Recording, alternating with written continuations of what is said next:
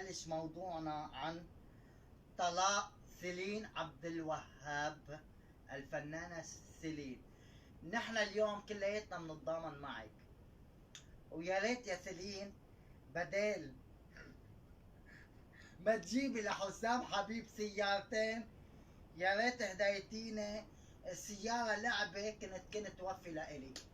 فاليوم كلياتنا بنتضامن مع سيلين. اليوم حبيت بلش اللايف ونعطي القوة كلياتنا للفنانة سيلين اللي تم طلاقها من حسام حبيب النصاب الدجال الحرامي. فاليوم كلياتنا بنتضامن معك، ويا ريت هيك بتجيبي لي سيارة لعبة، لأنه جابت له على سيارتين هدية. وهيك نخبركم أول خبر. واليوم بدنا نحكي عدة مواضيع سريعين عن وضع البلد، عن السرقة، عن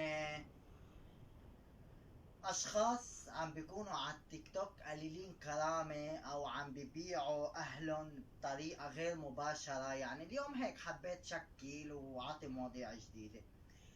اول موضوع، كلياتنا بنعرف وضع البلد وسيئات البلد، والكل من يوم وبالرايح بدنا ننتبه اكثر على السرقة اللي عم بتصير، على الأذى اللي عم بيصير كرمال 100 و200 و300 ألف. اليوم بتمنى من الفقير ما تسرق الفقير، لأنه بنعرف الوضع سيء والإنسان ما بحب يشوف أهله عم بيموتوا وما يقدر يعالجهم. بس للأسف الفقير عم يسرق الفقير، مش عم يسرق الغني. لأنه أنا بعرف شخص مهم كتير وعنده صفحة قوية على السوشيال ميديا، تعرض لسرقة، تعرض لأذى، حاولوا يسرقوا له سيارته وتليفونه. فللأسف هلأ اللقط اللي أذاه وسرقوا لهيدا الشخص، بس قدروا يسرقوا له تليفونه وما قدروا يسرقوا له سيارته. فاليوم عيب عيب عيب المواطن يأذي المواطن كرمال ميل اللي هي ورقة، اللي هي ما بعرف عند ربك شو ناطرك يعني. ف انا مني وعلي بصراحة عم بحمل معي سكينة، اوقات عم باخد معي، مع انه انا ما بحمل مصاري، بطمن الكل. اذا حدا طلع لي حرامي ما بتلاقي معي شي، والله جايبتي بضل فاضي على الطريق. المهم انا مني وعلي عم بحمل سكينة يعني بصراحة، واوقات عم بحمل هيدي اللي بتكهرب. انا على فكرة ما حبيت طلعهم، لانه مرة حذفوا لي فيديو، لانه انا كنت حامل فيه الفرد وعم اقول فيديو كوميدي للاسف، والتغى الفيديو بعد ساعتين. ما بعرف ليه عالم عندك كره تجاهي. بالنهاية فرد حقيقي على راسي، بس هو كان شي كوميدي، شي مهضوم، محا بعد ساعتين. فكرمال هيك حبيت اليوم ما اطلع حامل شي، بس انا بحمل معي حماية للأسف على الطريق. وبنصح كل إنسان يحمي حاله بالنهاية، لأنه هيك وصلنا بهالبلد الفاشل. وكمان مبروك كمان الطلاق لنانسي من فادي الهاشم. هلا نانسي قوية يعني، وفادي الهاشم ما ناقصه مصاري، مش مثل جوزها لسيلين حسام حبيب، جوعان وما معه ياكل، فهلا صار نياله باللوج. ومستلم كان مدير اعمالها، ف لهبة. بلشوا مطمزة يدقوا. واليوم بدي احكي عن شخص انا بعرفه، كنت محمد اورمي.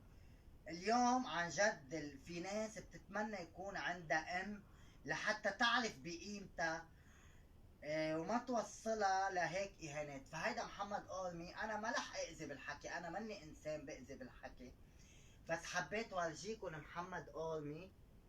الكل بيعرفوا على التيك توك، اللي مرة بيقول احضروني باللايف بتشوفوا الماما بلا حجاب، واحضروني باللايف بتشوفوا الماما عم ترقص. عيب عيب يا محمد اورمي. هلا انت اصحابك بتبيعوا انا عرفنا، وصاحبتك بتبيع عرفنا، بس هي امك يلي في ناس عم بيموتوا ليكون عندهم ام، ومثلي انا مثلا امي الله يرحمها.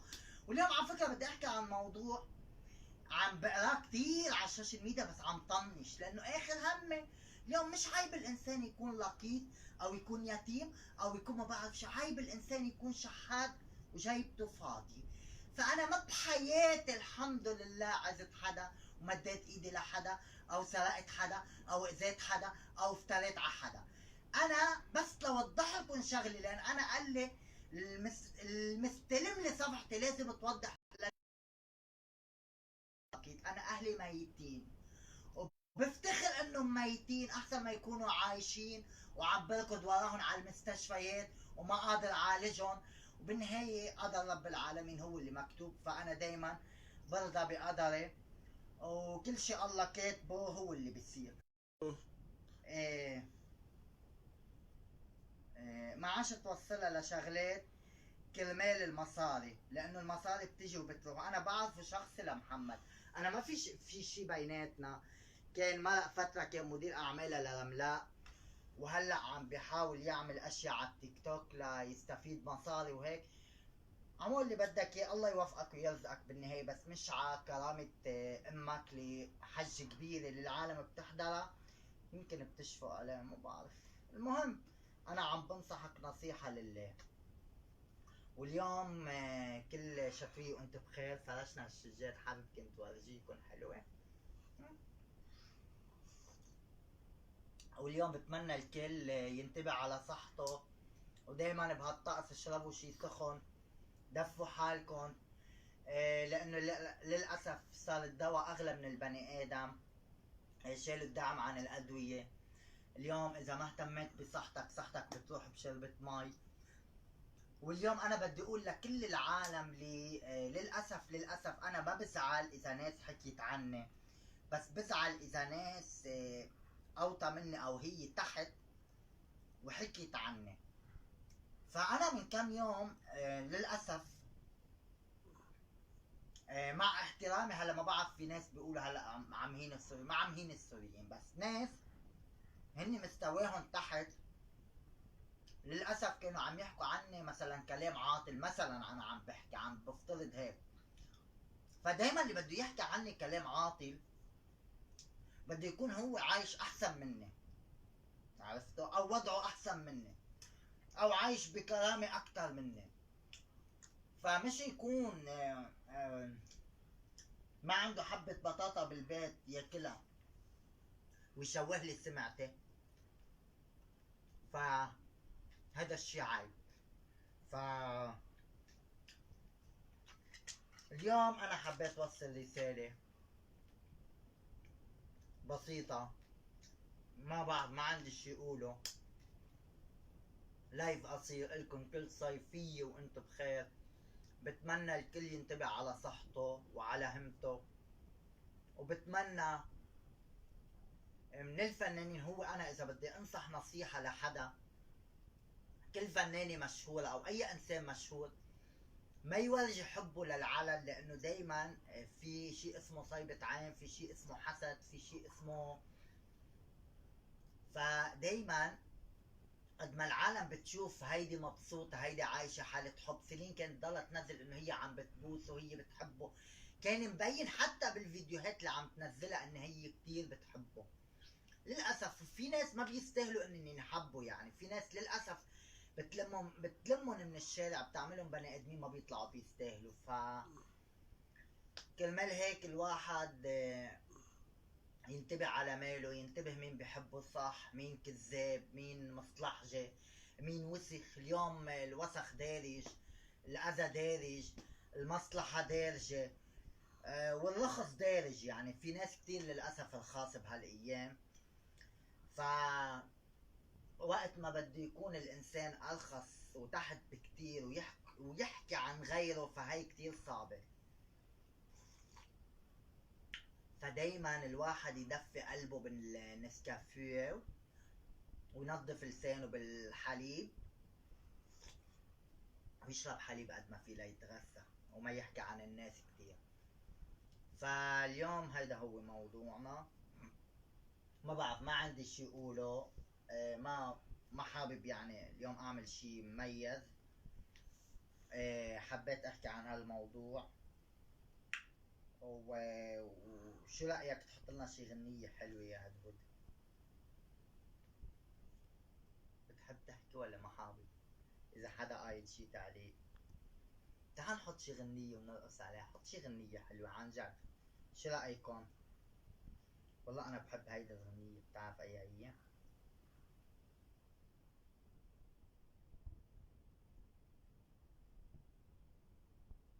في هيدا الغنية شو اسمها اوكي؟ ليه بضل انسى؟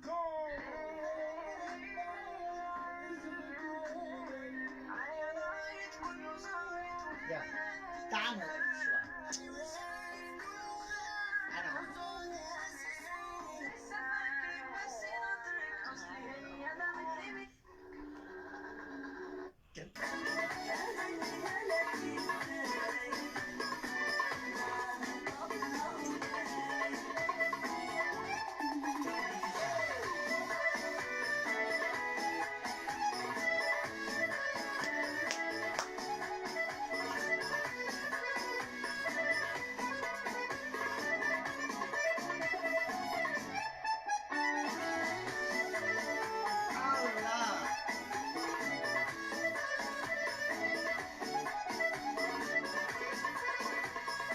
طفي شوي. اليوم أنا بحب أنصح كل إنسان إن كان شاب أو مرة، رقص حلو مش المحن. أكيد هيدا ما بتوقع إنه محن. رقص بالعكس رياضة للجسم. رقص ببعد عنك السكري والضغط والقلب بصراحة. وأنا بنصح بكل إنسان يرقص من وقت لوقت، يفش خلقه، يروح على البحر، يتنفس هوا نظيف، يحكي مع البحر. الإنسان ما يكبت بحياته عن جد. إذا بدك تتكل على العالم، العالم وسخة، العالم كذاب، العالم مقرفة.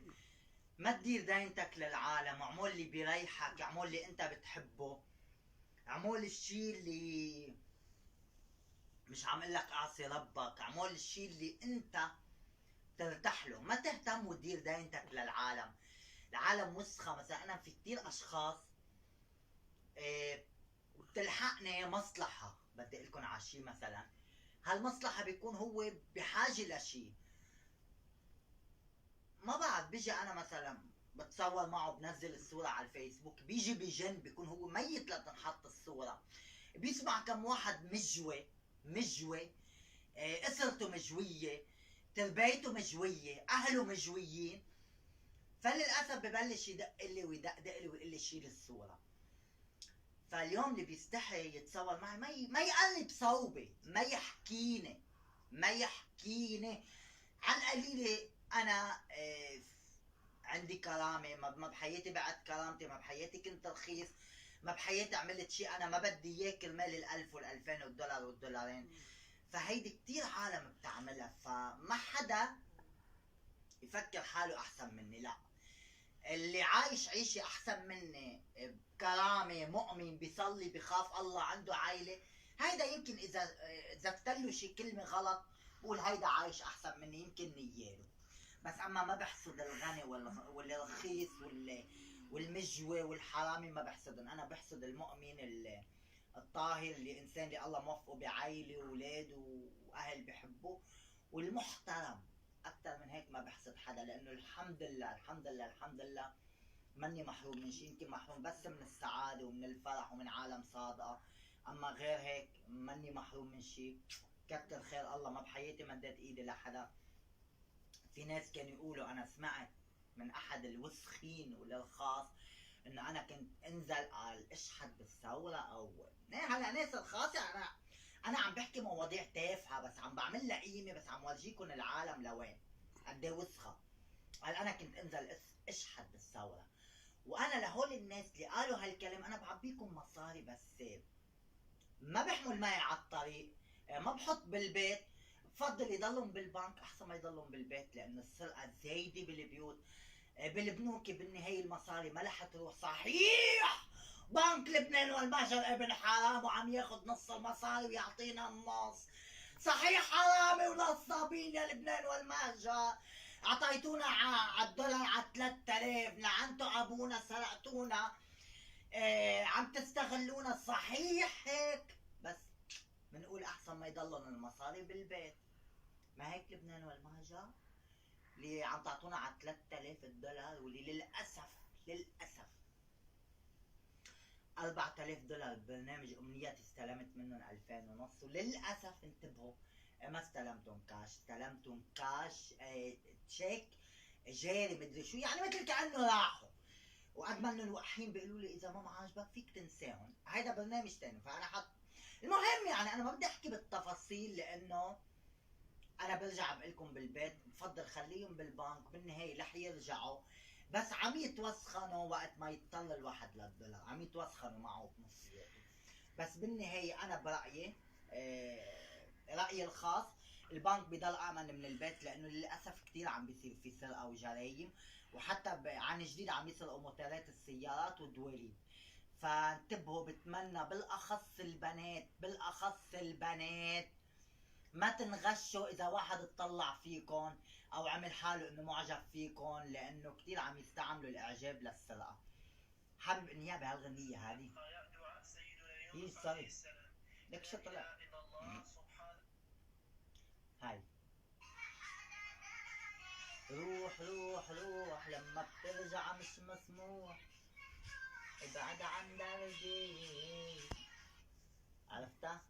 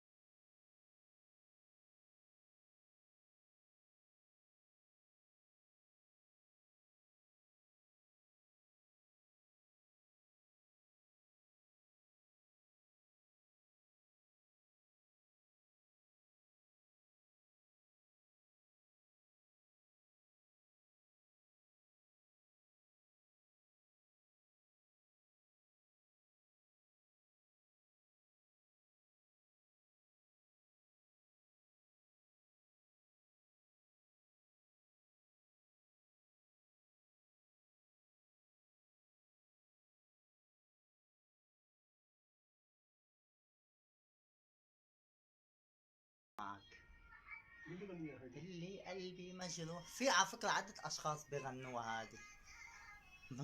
طولنا على العالم. شو الأغنية؟ طلع لك إياها. شو اسمها هي؟ ليكو لازم عن جد نحط لي خلدة زرقاء على جمالي. ايه جمالي في منه 2. فهيك اليوم نخبركن. طب خلص خلينا نختم اذا ما رح تلاقيها هذه. شو اسمها الأغنية؟ روح روح روح انك ترجع مش مسموح، ابعد عن دربي هو انسانه، كنت الدنيا وروح الروح تركت لي قلبي مجروح، وقت اللي شفتك. والله هات خليني اغنيها انا وخلص. سكر ليك شو عم بدقوا. خليني اغنيها انا وخلص. هات لك انا بدي اغنيها. ليكوا اسمعوا صوتي اليوم. يلا هادي انتبه ركز هون. سوري. يلا. ان شاء الله ماني حافظها كتير. روح روح روح انك ترجع مش مسموح، ابعد عن دربي وانساني، كنت الدنيا وروح الروح تركت لي قلبي مجروح، وقت اللي شفتك ما حدا تاني.